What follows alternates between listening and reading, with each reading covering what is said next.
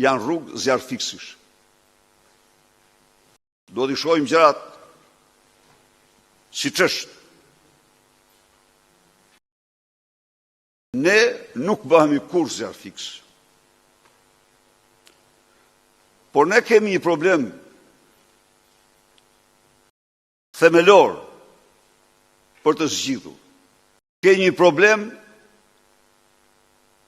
për të cilin duhet të jemi shumë të sinqertë dhe të hapur. Ekzistencës ose mos ekzistencës tonë. Pse kështu? Pse kështu? Ja u them. Në një diktaturë autoritare e cila arrestoi në vit elektoral drejtues të partive kryesore opozitare.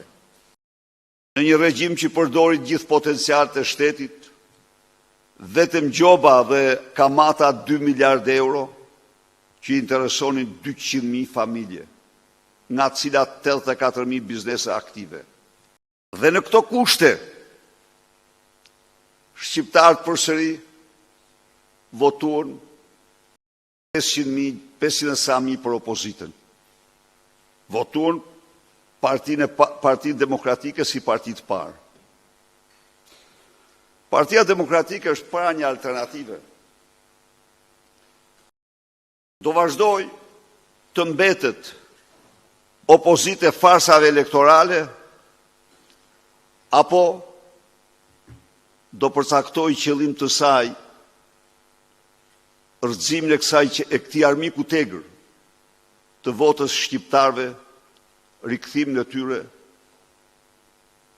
qeverinë teknike dhe marrjen e vlerësimit të qytetarëve të lirë. Në një vend ku parlamenti kontrollohet në çdo sekond, çdo minutë dhe në çdo qelizë nga narkodiktatori, në një vend ku parlamenti me qëllim diskreditohet dhe shndrohet në institucionin më të diskredituar të vendit, me qëllim,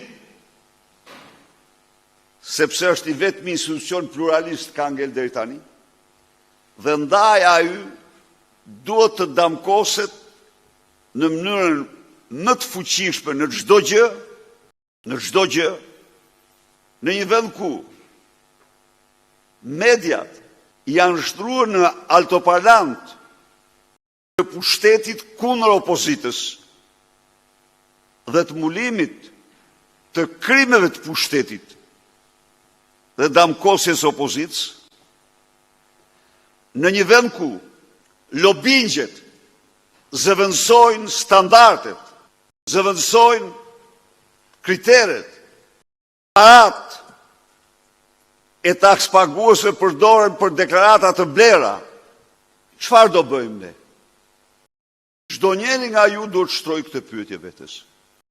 Çdo njeri nga ju.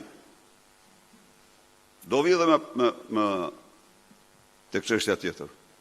Pra, çfarë do bëjmë ne? A do bëjmë ne përpjekjet për të rikthyer votën, për të larguar këtë qeveri nga pushteti, e cila me votë absolutisht nuk largohet?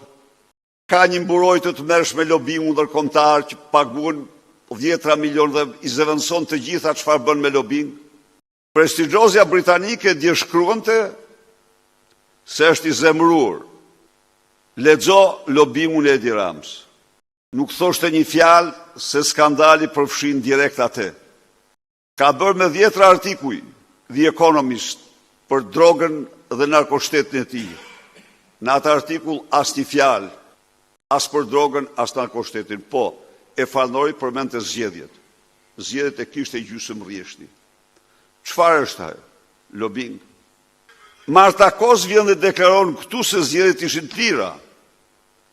Falnori shumë komisionin që reagoi, falnori shumë edhe përfaqësuesin e Bashkimit Evropian këtu që reagoi, për problemi është se jo, ai është nuk ka spontanitet aty. Atë janë deklaratat paguara. Janë deklaratat paguara. Por të gjitha këto çfarë kërkojnë nga ne? kërkojnë nga ne që të mos filozofojmë, por të përqendrojmë të gjithë forcat tona për të larguar nga pushteti këtë pushtet krimi, sepse për ndryshe zgjedhjet tjera do i ketë 63% minimumi, 63 ose sa të doj.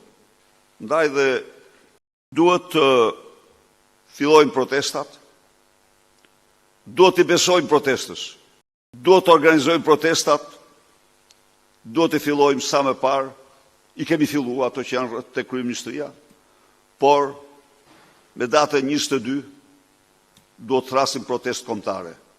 Ata shqiptarë që vinë, ata janë të bekur, të tjerë mund të mos vinë, do vinë më vonë, por ne kur nuk do bëhemi pengesë përkundrazi, nxitës dhe vetëm nxitës të protestave gjatë ditën e fundit që të krijohet qeveria teknike në këtë vend për zgjedhje të lira.